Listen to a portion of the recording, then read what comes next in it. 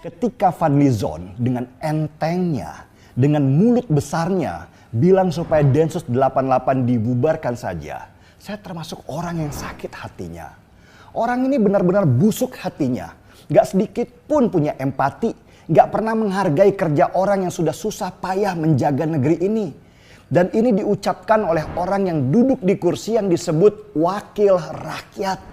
Entah rakyat mana yang pilih dia. Mungkin rakyat yang suaranya bisa dibeli supaya dia bisa duduk nyaman, bisa dapat uang dan koneksi dan mengisap cerutu mahal.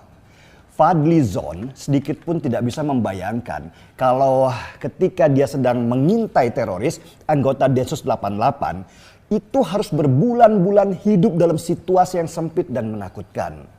Itu mereka lakukan supaya jangan lagi ada bom besar yang memakan banyak korban jiwa. Tapi kita harus tahu, apa sih latar belakang Fadlizon bicara kalau Densus 88 itu harus dibubarkan? Saya kasih petunjuk ya. Partai Gerindra dalam pemilu 2014 dan 2019 adalah partai yang menaungi banyak kelompok garis keras. Apakah dengan begitu Partai Gerindra bukan nasionalis? Oh tidak, mereka nasionalis. Tapi mereka juga ingin dapat suara supaya menang pemilu. Makanya mereka harus merangkul kelompok-kelompok radikalis itu. Dan kita bisa lihat dalam 2 pilpres yang lalu, Rizik Syihab dan kelompoknya selalu bersama Gerindra untuk memenangkan pemilihan.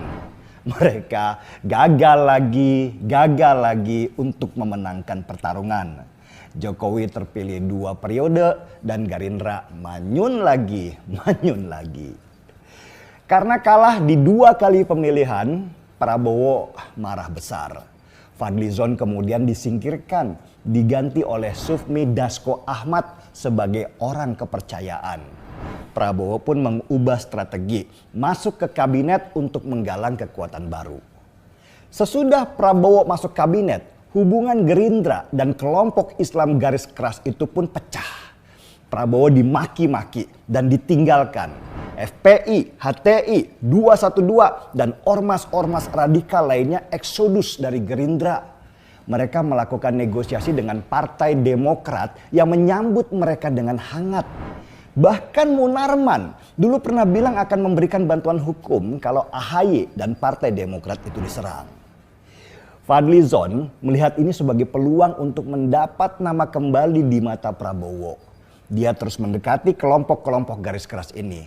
Dia memuji Rizik, dia membela Munarman dan terus-menerus bicara supaya Densus 88 dibubarkan. Fadlizon ingin mendapat simpati dari ormas-ormas radikal ini supaya mereka percaya kepada Fadlizon sesudah kehilangan kepercayaan pada Prabowo. Fadlizon berharap kedekatan dia dengan kelompok garis keras ini akan jadi bargaining dengan Prabowo supaya dia kembali dapat kepercayaan dan kembali menjadi elit partai. Busuk kan? Itulah ciri politisi busuk yang hanya memikirkan kepentingan perutnya saja dengan mengorbankan kepentingan seluruh bangsa. Fadlizon dengan sadar memainkan politik identitas hanya supaya dia mendapat suara dan mendapat perhatian dari bosnya. Kurang ajar memang, tapi dari situlah saya belajar kalau politik itu harus tanpa hati. Karena orang yang punya hati tidak akan mau terlibat terlalu dalam di dunia politik yang hanya berdasarkan kepentingan saja. Itulah kenapa meski sering bicara politik, saya menolak untuk masuk politik. Karena saya tidak akan tahan dengan kejijikan saya ketika saya masuk politik dan harus melakukan bargaining dengan orang-orang seperti Fadlizon. Saya lebih baik bersama teman-teman di Densus 88 yang punya fokus utama memberantas terorisme. Dunia mereka meski gelap tetapi jujur. Yang dipikirkan Densus 88 hanya bagaimana supaya negeri ini selamat dari bom-bom yang akan memakan korban jiwa dan bisa berpotensi memecah persatuan kita. Untuk saudara-saudaraku di Densus 88, jangan pedulikan Fadlizon. Mulutnya memang ember, karena disitulah jualan dia. Kalau nggak ember, dia nggak makan. Teruslah bekerja, menjaga negeri ini supaya tetap aman.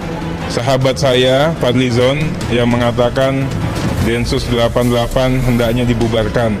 Saya ingin juga mencermati dan mengajak kita semua untuk tidak ahistoris. Bagaimana perdebatan kala itu untuk menghadirkan Densus 88. Terorisme hingga saat ini masih menjadi bagian atensi serius sebagai yang namanya serious crime. Saya tidak mungkin mengatakan dia gila. Dia anggota DPR. Masa anggota DPR gila? Kan nggak mungkin. Saya juga tidak berani menuduh Fadlizon itu teroris. Anggota DPR kok teroris? Tapi saya mempertanyakan, kelakuan orang ini memang luar biasa. Katakanlah dia dekat dengan FPI atau kelompok-kelompok yang anti pemerintah, kebetulan berkedok agama Islam, itu haknya dia. Tetapi kalau sudah jadi teroris, kalau udah mau bikin meledakan, kalau udah ingin menyengsarakan orang, ya nggak bisa lagi dibaik-baikin, cuma dibisik-bisikin cuma diselesaikan dengan nasihat. Nggak bisa. Penanganan hukum yang tegas dan Densus 88 membuktikan cukup efektif menangani. Buktinya apa? Buktinya sekarang kasus-kasus terorisme dalam artian ledakan, dalam artian kejadian itu jauh berkurang. Karena menghargai kerja orang yang sudah susah payah menjaga negeri ini. Dan ini diucapkan oleh orang yang duduk di kursi yang disebut wakil rakyat. Entah rakyat mana yang pilih dia. Mungkin rakyat yang suaranya bisa dibeli supaya dia bisa duduk nyaman, bisa dapat uang dan koneksi dan mengisap cerutu mahal.